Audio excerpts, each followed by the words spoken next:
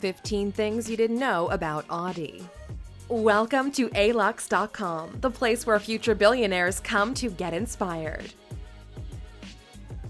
Hello, Aluxers. We hope you're doing well.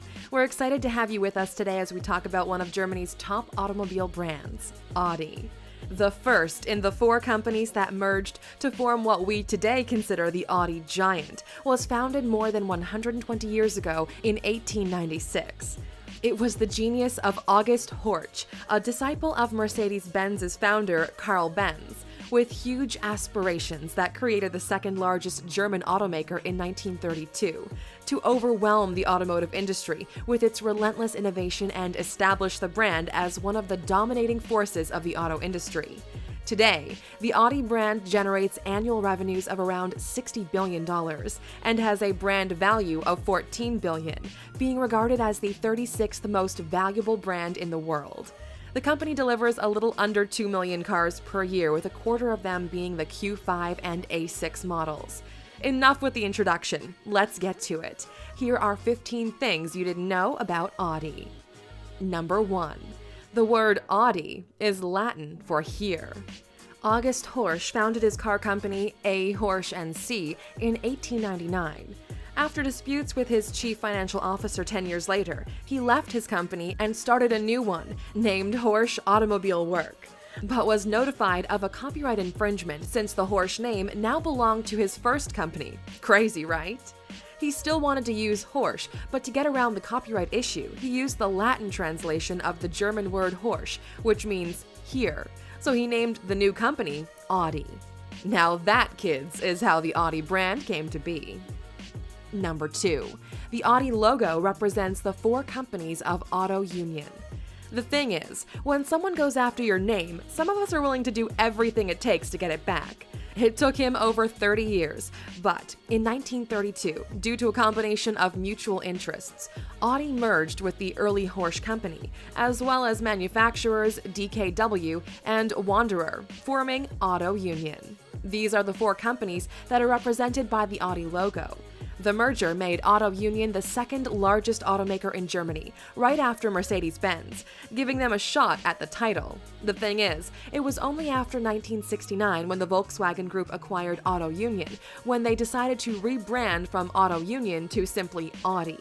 Something interesting and kind of expected that we came across in our research is a little over 20 years ago, the International Olympic Committee sued Audi for trademark infringement due to the similarity of their logos, but lost the case. Number 3. August Horch, the founder of Audi, worked under Karl Benz, the founder of Mercedes-Benz. He was a simple young German engineer who started off his professional life as a blacksmith. He then later finished his education working as a shipbuilder, and by mere chance, in 1896, he got a job working for this car guy named Karl Benz and Gottlieb Daimler, the founders of Mercedes-Benz. After developing some ahead-of-the-time concepts under their supervision, only 3 years later, he left to establish his own company, A. Horch & Co., in 1899.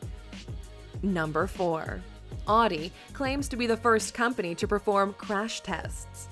Audi says that it started using the crash testing measure almost 80 years ago, before any other automaker in the industry.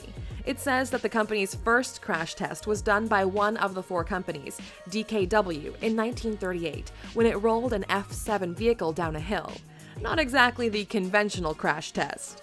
It is also seen by many as more of a publicity stunt than a crash test done for data gathering, because the roll down was done in the presence of spectators who were brought there by engineers to be shown that their vehicle was able to take a few hits.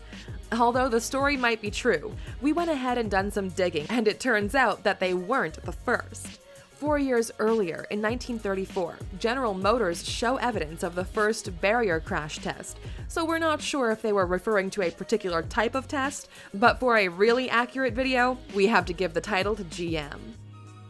Number 5. The most expensive Audi car in the world is the 2003 Audi Le Mans concept, with a current market value of at least $5 million. Back in 2003, Audi's team worked incredibly hard to bring forward an exciting new car that would push the limits of what a car could do. It was incredible. The concept is equipped with a 5-liter engine and produces 610 brake horsepower. The The maximum speed it can reach is 345 kilometers per hour. 3 years later, based on this exact concept, in 2006, Audi introduced what is referred by many as the greatest Audi car in existence, the R8. Number 6. The Auto Union D-Type is the rarest vehicle ever produced by Audi, and it might even be more valuable than the concept. We just can't prove it. In the 1930s, Adolf Hitler demanded the production of a German super racing car to show off the country's technological prowess. It was Ferdinand Porsche, founder of Porsche, who at the time was working for Audi, that convinced Hitler to launch a program between Audi and the Mercedes-Benz, who were rivals at the time, under which the country's best racing car of 1934 would receive 500,000 Reichmarks. To put that into today's money and adjust it for inflation, it would be a little under $1 million.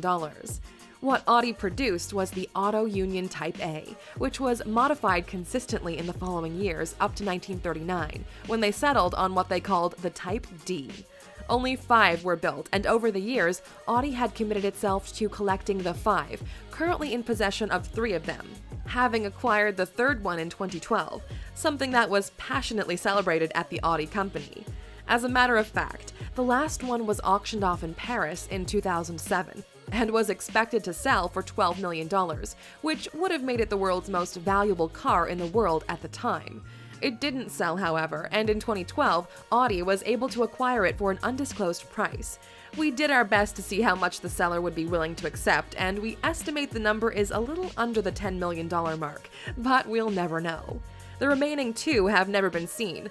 Some parts have been found in Russia a few years ago, but after rigorous testing, they turned out to be from a Type C.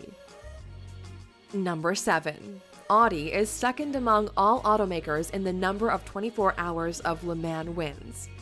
Porsche is in the first place with a total of 18 wins in its history, followed by Audi, which has scored 13 wins in total. The thing to consider is, Audi only began racing at Le Mans in 2000, whereas Porsche's 18 wins have been scored starting in 1970, so give it enough time and we might see Audi at the top of that chart. Audi scored 3 wins in a row from 2000 to 2002, then 5 in a row from 2004 to 2008, then another 5 from 2010 to 2014. It was the first car brand to win the race with a diesel-powered engine in 2006, and it later became the first to win using a hybrid vehicle in the 2012 race when it entered with an R18 e-tron Quattro, a car that is roughly valued at $2 million these days. Just a fun fact. We're actually excited for the upcoming races on Saturday, June 17th. You guys might want to step your car game up and follow the races. Number 8. Audi was the first automaker to produce left-hand drive vehicles. In 1921, Audi introduced Type K vehicle, which was the first production car to feature a left-hand drive. This was 16 years before Germany actually legislated it officially. The car is also considered the most advanced of its time in terms of engineering. Speaking of, that was a very weird period in time for cars and drivers, because for several years, people had been driving left-handed cars on the left side of the road, until they all gradually moved to the right. A while back, we actually made a test video with rare photographs that prove people have always been weird, and one of them showcases the day the switch from left to right side was made. Might want to check it out. Number 9. Audi factories were dismantled at the end of World War II and expropriated to Russia without compensation. The factories operated by Auto Union, Audi's predecessor, were, as almost all German factories were during the war, targeted to Allied bombing. The majority of what was left undamaged was wholly dismantled by the invading Soviet army and sent to the Soviet Union without compensation, as a part of the war reparations Germany had to pay. The Auto Union administration saw no prospects at the time of producing at their original plants in East Germany, which was now held by the Soviet Union, and so they started relocating to West Germany to try and revive their company and resume production there.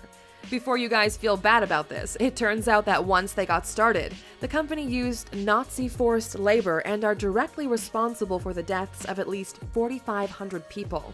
They also built 7 forced labor camps that were run by SS soldiers. Historians uncovered that they forced at least 20,000 people to work in their factories. This was done when the company was still named Auto Union, and later on, they hoped that by rebranding to Audi, the past would be forgotten. If this shocks you, you'll be amazed at how many companies worked with the Nazis. You might not know this, but Hugo Boss actually designed and made the Nazi uniforms. We have a video on them. Number 10. The Quattro system can be considered Audi's core competitive edge. The Quattro four-wheel drive system was introduced in 1980 with the Audi Quattro model and is considered one of Audi's main pillars in the auto innovation arena. The Quattro system basically relies on the distribution of power among the vehicle's 4 wheels, instead of having the car completely rely on the front or rear wheels.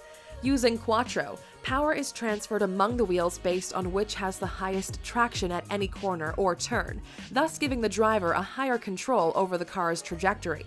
That would certainly give Audi vehicles an edge on the racetracks. Hint, hint, at the number 7 on our list. The Quattro sub-brand has evolved several times over the years, having introduced up till now 6 generations of the technology. The latest is called Quattro with Ultra technology and was introduced in 2016. Some say Quattro has become just as synonymous with the Audi brand as its iconic 4-ring logo. Number 11. Only the most experienced Audi workers get to work on the production of the R8. The Audi R8 supercar is built in the massive Neckarsulm facility. The production of this supercar takes around 5,000 different parts and around 5 days to build. We've used this example before. It takes under 13 hours to build a Toyota. Just saying. Audi does not let just anyone work on the production of this exceptional automobile, but it rather keeps that job for the best of the best. Usually the workers who are given the opportunity to work on the R8 model have been working for Audi for several years, sometimes maybe decades, and that's why they're known as the Silver Liners, in reference to the gray hair most of them have. Number 12. Audi was almost ruined by 60 Minutes back in the 1980s. In 1982, the company introduced its Audi 5000 model, a decent-looking sporty sedan that was instrumental to establishing Audi as a premium luxury brand. The thing is, they kinda got sucker punched late 1986 when CBS's 60 Minutes ran a shocking piece exposing the 5000 as a death trap, with several interviews of owners claiming that their cars would accelerate on their own. They even went a step further, and in order to prove their points, they ran footage of an unoccupied 5000 jolting forward under its own power. What the viewers didn't see is that the car was modified by the crew and accelerated by an air compressor, which they had purposely installed. Audi ran several tests on all of their factories around the world, and found there was nothing wrong with their cars, and even lashed back with condescending ads which said, "If you can pass this test, you're ready for an Audi." The conclusion was that drivers confused the Audi's narrowly spaced gas and brake pedals, leading them to believe that the brakes failed when they actually were flooring the car. The brand was vindicated, but they were hit hard in sales. It took them over 20 years to return to their previous sales. Even to this day, the 60 Minutes report has gone down in history as one of the most sensationalistic and misleading news stories in the history of modern journalism. Number 13. Audi is the New York Yankees' official luxury automotive partner. On top of its many sports sponsorships, in 2009, Audi announced its partnership to the New York Yankees, replacing alongside Toyota and General Motors as the team's automotive partners. Aside from sponsoring the team, Audi holds a private spot located at the SAP suite level at the $1.5 billion Yankee Stadium. The Audi Yankees Club is a place where Audi customers can enjoy true privilege for their brand loyalty by watching Yankees games throughout the season while receiving deluxe dining and bar service, as well as other exclusive events throughout the year, held in the presence of some of the world's top celebrity chefs. Just wanted to throw this in at some point. Earlier this year, Audi entered the esports arena, sponsoring a Counter-Strike global offensive team named Astralis. Number 14. Audi just unveiled the coolest taillights in the world. This is by far one of the coolest things we've seen when it comes to taillights of a vehicle, an industry that hasn't seen much innovation in the last couple of years. Audi Swarm OLED lighting technology is probably the next natural step toward the car of the future. The display can showcase a lot more information and can adapt according to how the car is being driven. We had mixed feelings about it in the beginning, but to be honest, now we're really digging it. Number 15. Audi wants to send a rover to the moon in late 2017. Pursuing Google's $30 million Lunar X Prize, which is awarded to the first private team to put a vehicle on the moon, remotely drive it at least 500 meters, and bring back high-resolution images. Audi announced in 2015 that it will send what it called the Audi Lunar Quattro to the moon in collaboration with a group called Part-Time Scientists. 16 Audi employees have been collaborating since, with 35 part-time scientist engineers, and are planning to launch the rover late in 2017.